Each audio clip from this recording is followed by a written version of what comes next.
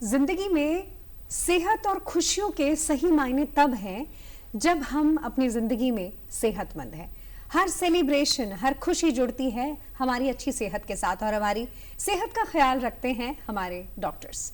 नमस्कार, मैं निधि हूं आपके साथ और आज के हेल्थ शो में भी हम कुछ यही कोशिश करेंगे कि किस तरीके से आपको सेहतमंद रखा जाए। लेकिन आज के इस कार्यक्रम में जो हमारे साथ हमारे गेस्ट जुड़े हैं, जिन्होंने अपना कीमती वक्त हमें दिया है, उनके विषय में मैं आपको बताना चाहूँगी, परिचय कराना चाहूँगी कि जिनकी अचीवमेंट, जिनका नाम, जिनका काम और काम के साथ साथ एक रिलेशनशिप विद द पेशेंट और उसके साथ पारिवारिक एक जुड़ाव, एक डॉक्टर का रिश्ता एक पेशेंट के साथ न सिर्फ स्पेशल बना देता है बल्कि उसकी रिकवरी में भी बहुत बड़ा रोल निभाता है। ऐसे एक डॉक्टर हमारे साथ आज जुड़े हैं, additional professor doctor Vishal Kumar हमारे साथ हैं।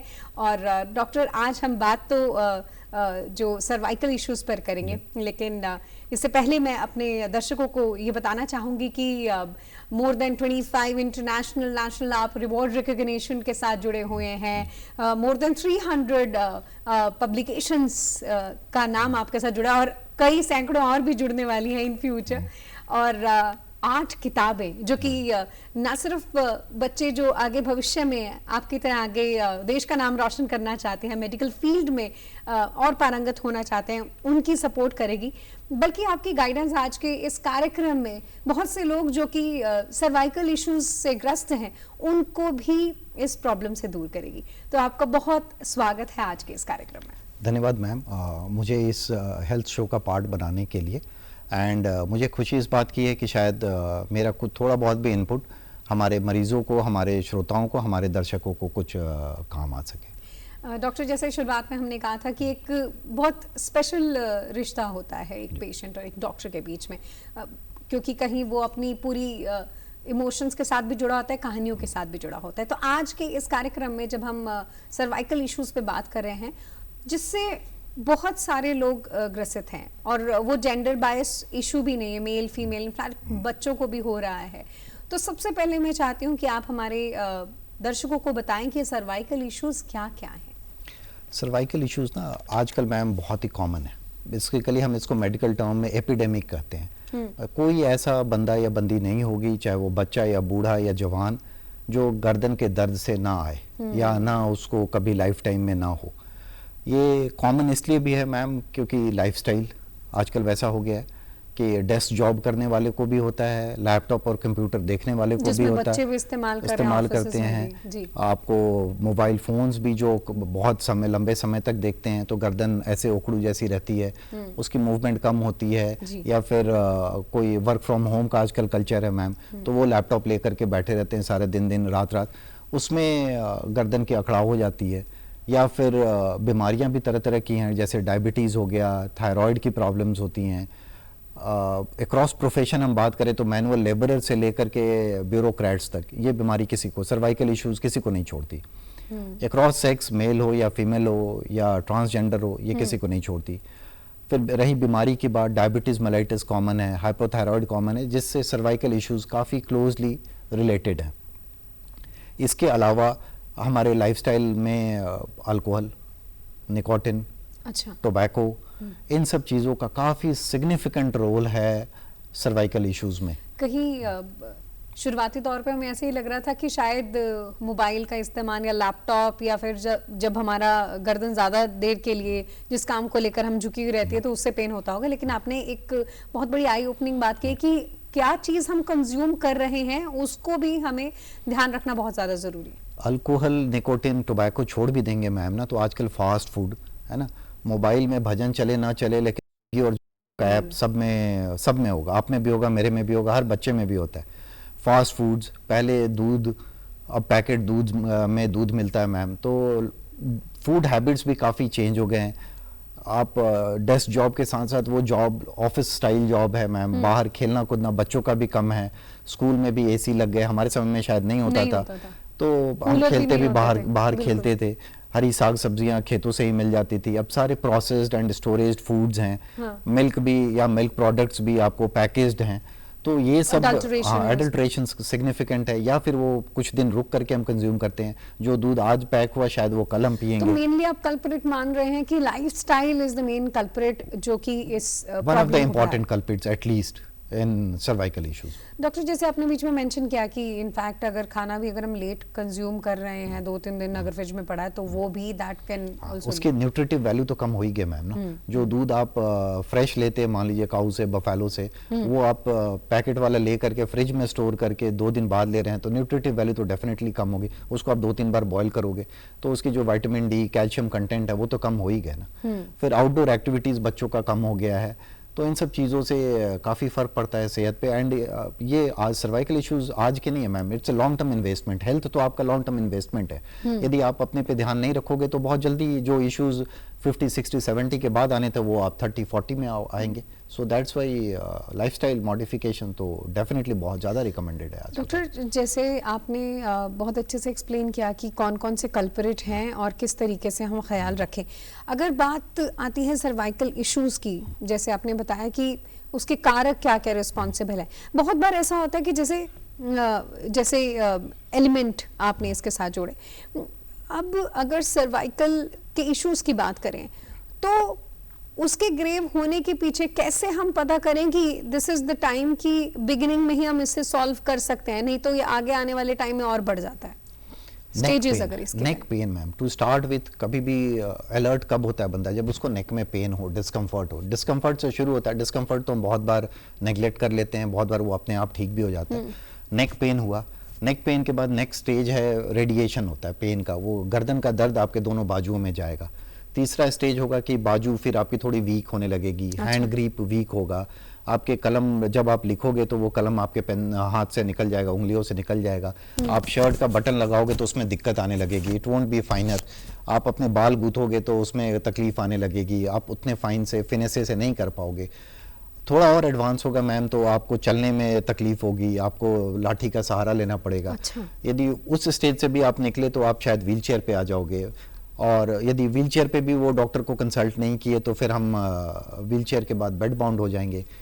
उसके बाद रहा मैम, यदि उस समय भी हम नहीं कंसल्ट लेते तो धीरे धीरे हमारे यूरिनरी मतलब पेशाब और बावल लैट्रिन के रास्ते का कंट्रोल भी ख़त्म हो जाएगा। तो एक कहा गया मैम कि स्वर्ग भी यहीं देखते हैं हम, नर्क भी यहीं देखते हैं। तो नर्क देखें या स्वर्ग देखें ना देखें, लेकिन नर्क यदि हम इतने चीज़ों के स्टेज को नेगलेक्ट करेंगे तो वो मरीज़ नर्क यहाँ देख लेगा मैम।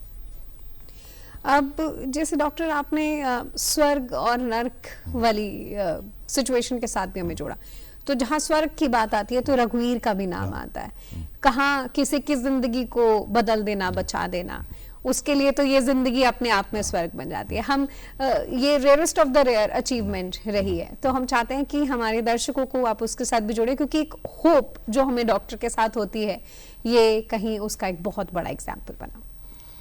अच्छा मैम कि सर्वाइकल इश्यूज इतने कॉमन हैं, और प्लस पीजीआई एक टर्शरी रेफरल सेंटर है। यहाँ मरीज़ कोई इनिशियल स्टेज में बड़े कम आते हैं, जो आते हैं लेट स्टेज में या थोड़े से लेट अर्ली स्टेज कहें हम उसको, उसमें आते हैं।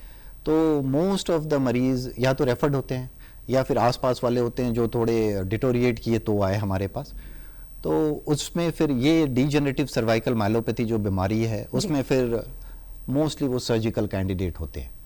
तो इसमें सर्जरी के फिर डिफरेंट ऑप्शंस हैं मैम। सर्जरी के डिफरेंट ऑप्शंस कहने का मतलब है कि जो ये बेसिकली जो सर्वाइकल स्पाइन है ये सिर्फ एक बोन नहीं है, ये कॉम्प्लेक्स है। सर्वाइकल स्पाइन में आपको वर्टिब्रा है जो बोनी पार्ट है, उसके डिस्क है जो सॉफ्ट टिश्यू कंपोनेंट है, उसके आसपास मसल्स हैं जो उसके सॉफ्ट टिश्यू कंपोनेंट फर्दर है। तो इन सब चीज़ों का बना करके इंटीग्रल हेल्थ यदि अच्छा रहेगा तभी सर्वाइकल स्पाइन इश्यूज़ नहीं होंगे। मसल वीक हो जाए, डिस्क वीक हो जाए या बोन्स की क्वालिटी वीक हो जाए तो आपको सर्वाइकल स्पाइन इश्यूज आ सकते हैं। डॉक्टर अगर इसके पूरे स्पैन की बात करें, कब आए और कितना टाइम लगेगा, और रिकवरी की बात करें, और स्पेशली जैसे आपने अभी रघुवीर की बात से ही हमने बात शुरुआत की, तो कितना ये प्रोसीजर में प्रोसेस टाइम लगा था? मैम जो मरीज जल्दी आएगा वो जल्दी रिकवर करेगा, शायद वो सर्जरी भी ना कराए। अच्छा। जो मरीज जितना लेट आएगा मैम वो उसकी रिकवरी उतनी ही लेट और उतनी ही अनप्रेडिक्टेबल होगी। तो अब चूंकि हम ऑपरेशन करते हैं तो मैम इस डिजेनरेटिव सर्वाइकल माइलोपैथी के कई ट्रीटमेंट सर्जिकल ऑप्शंस हैं। उसमें ये है कि आप जो ऑफेंडिंग डिस्क है, जो डिस्क खराब है, उसको आप निकाल दो और निकालने के बाद वहाँ हड्डी रख करके उसके ऊपर प्लेट और स्क्रूज रख दो, से टाइट कर दो जी। उसका ग्रॉस डिसएडवांटेज ये है कि मैम जो डिस्क आपकी बहुत लचीली थी, क्योंकि वो टूथपेस्ट जैसा होता है मैम, इट्स वेरी इलास्टिक। यदि आपने उसको निकाल के उसकी जगह एक बड़ा ही सख्त चीज बोन रख दिया, उसके ऊपर उसको प्लेट रख दी, उसको कस दिया स्क्रूज से, that segment becomes very stiff. It was previously very mobile. Now you have made it stiff. और ये हम अपनी मॉनिटर के जरिए भी इन विजुअल्स के जरिए भी इसको साथ में जोड़ रहे हैं। जी डॉक्टर। वो किया, उसके बाद फिर अब क्या होता है कि कुदरती ये बॉडी का, ये भगवान का दिया हुआ है कि जो सेगमेंट स्टिफ हो गया उसके ऊपर वाला और नीचे वाला फिर ज्यादा मोबाइल हो जाता है उसके मूवमेंट को लेने के लिए, टेक ओवर करने के लिए, कि उसको कष्ट ना हो, बर्डन वो सारा अपने ऊपर टेक ओवर करता है। तो उसमें फिर क्या होता है, जो डिजेनरेशन, जो बीमारी उस सेगमेंट पे थी जिसको हमने ट्रीट किया, उसके ऊपर वाला भी बीमार होने लगता है और नीचे वाला भी बीमार होने लगता है। फिर इन ऑल प्रोबेबिलिटी ये भी हो सकता है कि उस मरीज को दोबारा या तिबारा सर्जरी की जरूरत हो उसके ऊपर और नीचे वाले सेगमेंट के लिए। फिर वो सर्जरी थोड़ी सी टायरिंग एंड थोड़ी टफ हो जाती है, इन द सेंस कि वो निकालेंगे, फिर से उसी तरफ से जाएंगे ऑपरेशन के लिए और उस प्लेट को और स्क्रूज को निकालेंगे, उसके ऊपर फिर और एक लेवल ऊपर बढ़ के या एक लेवल नीचे बढ़ के फिर ऑपरेशन करके उसके ऊपर एक लंबी प्लेट डालेंगे, 4 स्क्रू के जगह 6 स्क्रू 8 स्क्रू लगेंगे। तो फिर दैट बिकम, फिर उसके बाद क्या हो, फिर उसके बाद सेम वीसीएस साइकिल कंटिन्यूज। आपने जो फिक्स किया वो तो स्टिफ हो गया, उसके ऊपर वाला फिर डिजेनरेट करना शुरू कर दिया। यदि बहुत यंग मरीज में ये ऑपरेशन इस तरह का कर दिए तो फिर हो सकता है लाइफ में उसको 2 बार 3 बार सर्जरी की जरूरत पड़ सकती है। बट यदि आप रिप्लेस करते हैं उसको, इसके फायदे बहुत हैं। अच्छा। फायदे हैं कि जो नेचुरल चीज जो हमने, जो खराब हो गई थी, उसको हमने उसी नेचुरल चीज से, ऑलमोस्ट नियर नेचुरल चीज से रिप्लेस कर दिया। इससे क्या हुआ कि वो बर्डन कम होगा, बर्डन कम होगा। ऊपर और नीचे तो बर्डन रहा नहीं मैम, क्योंकि वो सेगमेंट पहले फ्लेक्सिबल था, हाँ। वो अभी भी फ्लेक्सिबल है। अच्छा। मरीज को ये कॉन्फिडेंस है कि मेरा कोई चीज लॉस नहीं हुआ, हाँ। कि मेरा जो एक मूवमेंट हो रहा था अब वो मूवमेंट नहीं होगा, अब ऊपर नीचे मूवमेंट होगा तो दूसरी सर्जरी भी जरूरत पड़ जाएगी। ये स्ट्रेस मरीज और उसके अटेंडेंट को नहीं है। वो जो फ्लेक्सिबल था वो है। अभी तक हमने 5 किए हैं, उसमें 5 में मैम पेन रिलीफ तो इमीडिएट है, same day the patient is relieved of pain. अभी तक तो it's too early to say, but gait भी इम्प्रूव करता है। जो हम सोचते थे कि गेट मतलब चलने का तरीका, वो गेट भी उन लोगों का इम्प्रूव कर रहा है। मुझे ये लगता था कि गेट थोड़ा लेट इम्प्रूव करेगा, बट शायद रघुवीर हमारे साथ हैं, हाँ। तो इसलिए मरीजों का गेट भी इम्प्रूव कर रहा है। एंड हमें भी कॉन्फिडेंस इस बात का और बढ़ के आ है कि जो मरीज का नुकसान हुआ था, जो खोया था, वो उसको हम वापस कर रहे हैं। ऐसी रियलिटी के साथ आपने जोड़ा है और इनफैक्ट इससे विश्वास और पैदा किया है, जो कि अपने आप में एक बहुत बड़ी सोच के साथ, बहुत बड़ी अचीवमेंट के साथ भी हमें जोड़ रहा है। जैसे सर आपने रघुवीर की बात बताई, उनकी परिवारों को भी इसका इम्पैक्ट पड़ता होगा और लोगों को बहुत सी उम्मीदें होती होंगी, उसके बाद भी उनका जुड़ाव होता होगा, तो ये किस तरीके का आपको इसके मैम ये तो ऐसा है कि डिजेनरेटिव सर्वाइकल माइलोपैथी, जिसको सर्वाइकल स्पाइन की प्रॉब्लम होती है मैम, उसका परिवार ही बेचारा समझता है। बिल्कुल। क्योंकि ये बीमारी सिर्फ उस मरीज की नहीं है, ये एक सोशल बीमारी है, एक फैमिली की बीमारी है मैम। अब आप सोचो कि कोई मरीज जो बेड बाउंड हो गया है, उसको देखने के लिए 24 घंटा कम से कम 2 अटेंडेंट की जरूरत है। उसके घर में जो 2 परिवार के लोग, जो अडल्ट जो बाहर काम को जाते थे, जो रोजी रोटी का जुगाड़ करते थे, वो अब बेचारे घर में रहकर उसका केयर करते हैं, उस मरीज का केयर करते हैं। उसका मॉनेटरी लॉस तो बहुत है, work loss, man power loss, not only to the society but to the country as a whole है। यदि वो मरीज ठीक होकर के अपने कष्ट से दूर है तो उसके लोग, जो भी घर बाग के काम करने वाले हैं, वो लोग जा रहे हैं अपने काम पे, मरीज खुद भी अपने काम कर रहा है, अपने काम पे जा रहा है, तो that adds productivity to the nation.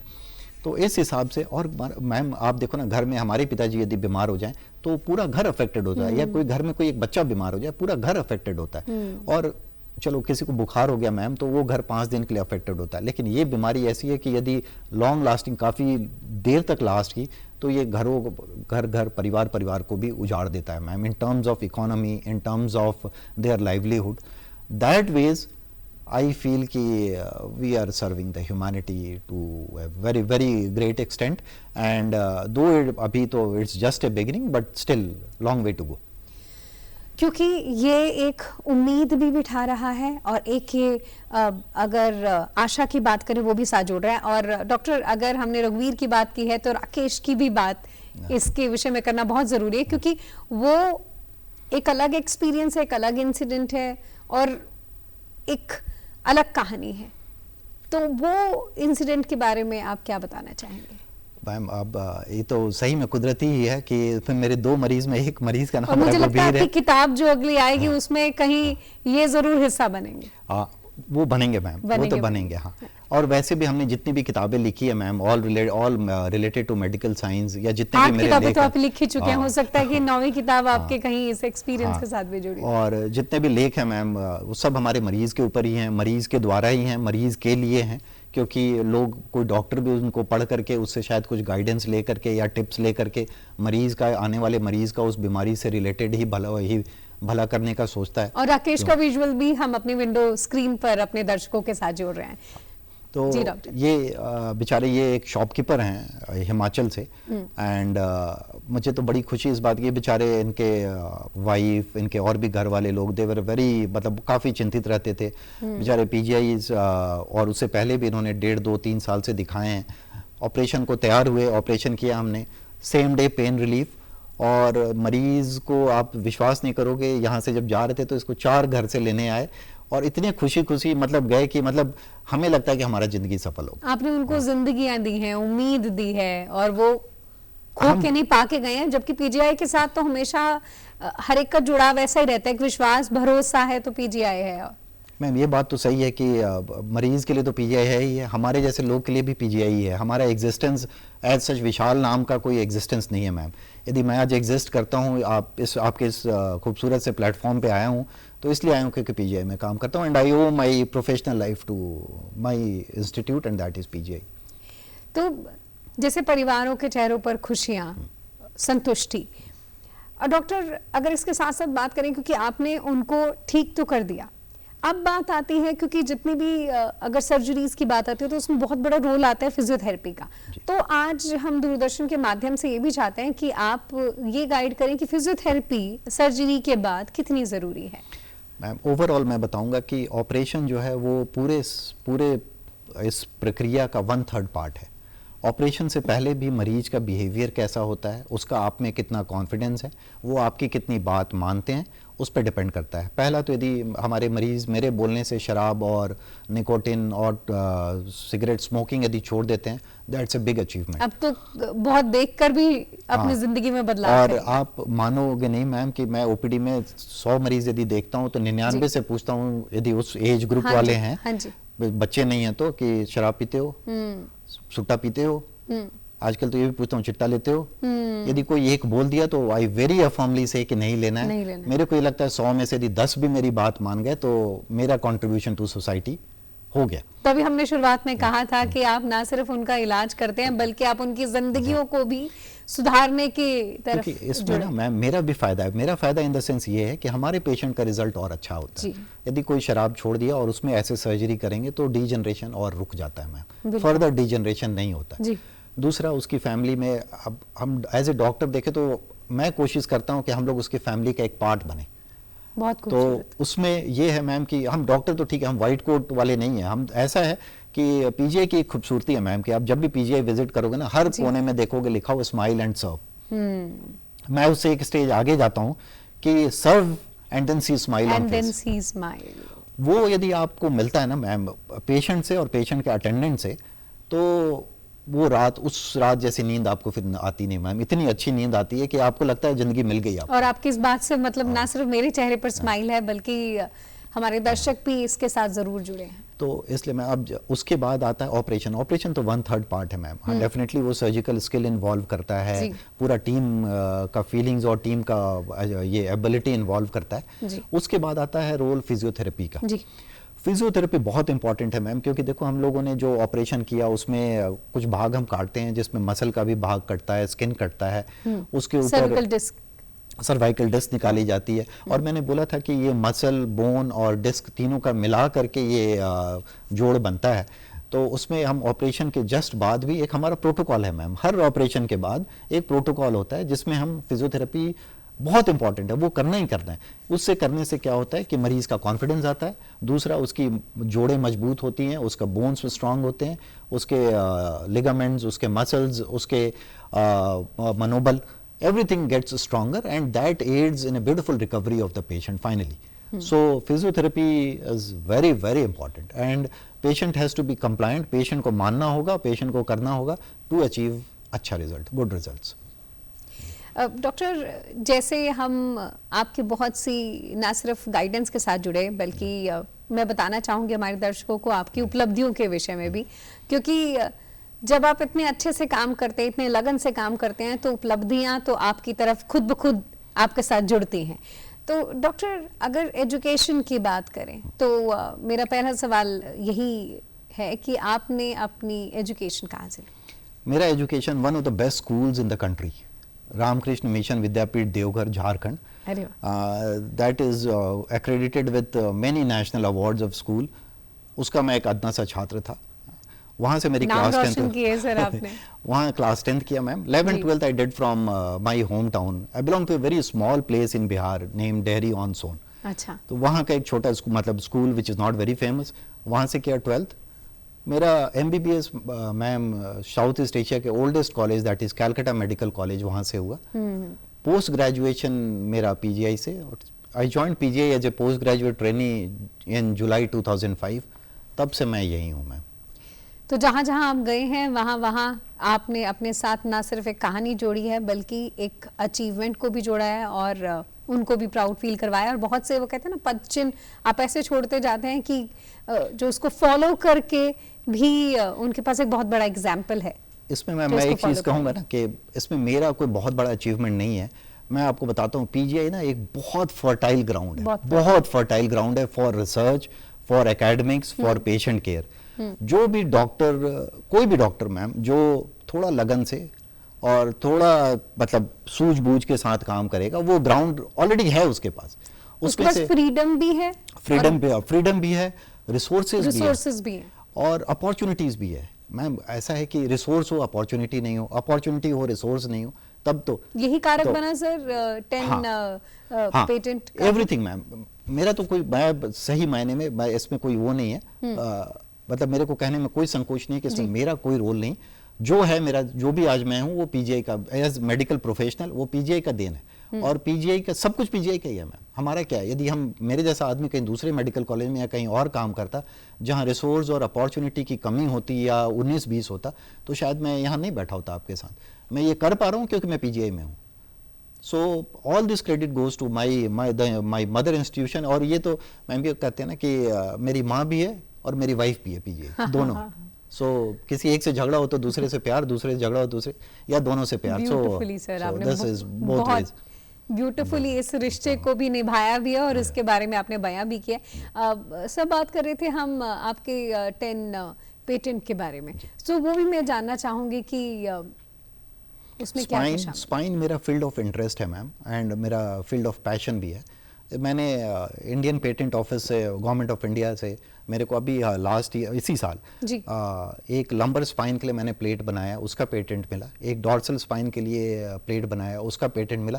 And that was free of cost for me. मेरे को 1 रुपये नहीं लगे उसमें। उसके बाद हमने, चूंकि मैं एक ट्रॉमा सर्जन भी हूँ, ट्रॉमा एडवांस ट्रॉमा सेंटर में भी काम करता हूँ, तो मैंने एक स्केलेटल ट्रैक्शन पिन बनाया, उसके भी पेटेंट मिला।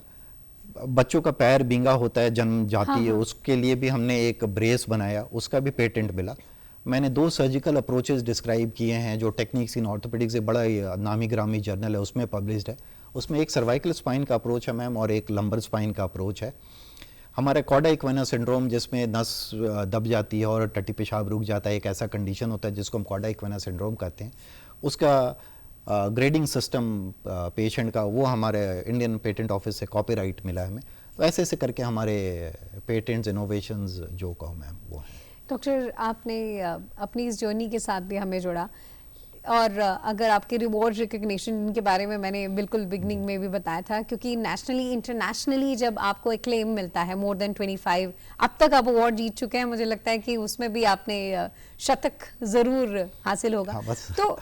तो वो जब उन रिवॉर्ड रिकग्निशन आपको किन किन जगह पर मिला है, उसके बारे में अचीवमेंट्स मेरे के को साथ मैम जुड़े। 2010 में I got the international Abdul हे मसूर सिकॉट अवार्ड एंड मैं 3 रॉयल कॉलेज से फेलो हूँ. I am a fellow of Royal College of Surgeons of England, fellow of Royal College of Surgeons of Edinburgh and fellow of Royal College of Surgeons of Glasgow. I am faculty for surgical trainers of Edinburgh. I am fellow of Academy, American College of Surgeons, International Indian College of Surgeons, and lot many. मतलब accomplishment wise भगवान का, मेरे parents का, मेरे मरीजों का दिया हुआ मेरे पास accomplishment wise सब कुछ है मैम. 24 घंटे सबके पास है डॉक्टर, लेकिन ऐसा लगता है कि जिस तरीके से आप अपनी ना सिर्फ हम अचीवमेंट्स की बात कर रहे हैं, आप पेशेंट केयर की बात करें, रिलेशनशिप की बात करें, तो इसमें आपने 300 पब्लिकेशन भी इसमें शामिल है. वक्त वही है लेकिन इतनी सारी चीजें आप इसमें कर रहे हैं. मैं कहूँ तो ये पैशन है, passion towards patient care and passion towards academics and research. यदि आप अपने पैशन को फॉलो करते हो मैम, तो 300 is just a number, this is what I have to say. और वी कैन से दैट कि it is just a beginning. अगर हाँ, यदि मेरे पेशेंट का दुआ और हमारे सीनियर्स का दुआ और आशीर्वाद ऐसे रहा मैम, तो I assure them that this is just a beginning.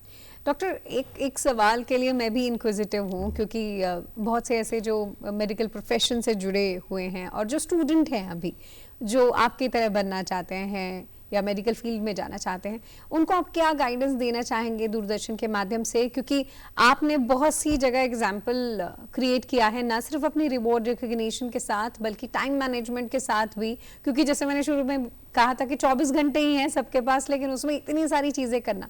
क्या गाइडेंस देंगे आप स्टूडेंट्स को? मैं तो मैम हमेशा विश और प्रे यही करूँगा कि मेरे को जो भी फॉलो करे वो मेरे से काफ़ी ऊपर जाए. मेरा विश यही रहेगा, क्योंकि मेरा कंट्रीब्यूशन अभी भी इस फील्ड में बहुत कम है and I have miles to go before I sleep. मैं यही कहूँगा कि हाँ, 24 घंटे हैं. जो भी मरीज़ को आप देखते हो, जो भी मरीज as for medical professionals particularly, कि जो भी मरीज़ को आप देखते हो उनको आप एक इंडिविजुअल केस के हिसाब से देखो, तो आपको कुछ ना कुछ, हर मरीज़ में कुछ ना कुछ अलग मिलेगा आपको. कभी 2 मरीज़ एक ही बीमारी का सिमिलर प्रेजेंटेशन होने के बावजूद कुछ ना कुछ अनसिमिलर सा चीज़ आपको मिलेगा, विच यदि आपने उसको सही ढंग से लिटरेचर में पुट किया तो आप दूसरे को, साइंस को, मेडिकल साइंस को आप बहुत कुछ दे सकते हो. डॉक्टर, मैं मेडिकल फील्ड से नहीं हूँ, लेकिन आज के हेल्थ शो में आपके साथ जुड़कर, ये बातें जानकर, समझकर मुझे भी ऐसा लगता है कि मैं भी बहुत कुछ लेकर जा रही हूँ और हमारे दर्शक भी आज के इस कार्यक्रम के साथ जुड़कर बहुत कुछ लेकर जा रहे हैं. हम अपनी सेहतों के साथ जुड़े हैं, लाइफस्टाइल के साथ जुड़े हैं और जुड़े हैं एक डॉक्टर पेशेंट खूबसूरत रिश्ते के साथ. तो मैं यही बताना चाहती हूँ अपने जितने भी दर्शक हैं कि आप हमारे इस कार्यक्रम के साथ जुड़े हैं, हमारे सैटेलाइट चैनल के साथ भी, DD Chandigarh, DD Haryana, DD Punjabi के साथ, बाकी आप हमारे यूट्यूब चैनल के साथ भी जुड़कर इस कार्यक्रम का हिस्सा बन सकते हैं. आज के इस कार्यक्रम में हमारे साथ additional professor doctor Vishal Kumar, जिनका हम तहे दिल से धन्यवाद देते हैं. धन्यवाद.